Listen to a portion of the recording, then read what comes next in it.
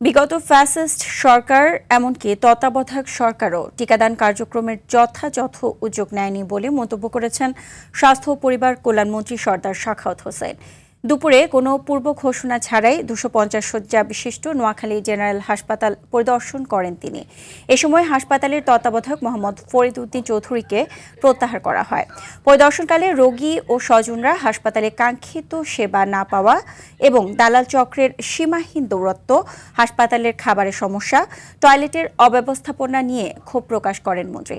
সে সময় তিনি বলেন, স্বাস্থ্য খাতে দীর্ঘদিনের অব্যবস্থাপনা, অনিয়ম ও দুর্নীতির কারণে এমন জটিল পরিস্থিতি সৃষ্টি হয়েছে।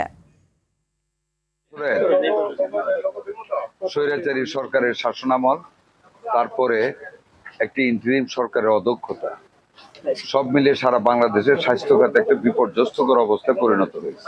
কোন রকম টিকার ক্যাম্পেইনিং করে নাই, যেটা আমাদেরকে অনেক কষ্ট করে পর্যাপ্ত পরিমাণ টিকা জোগাড় করে আমরা 100% টার্গেটেড বাচ্চাদেরকে আমরা টিকা দিতে সক্ষম হয়েছি।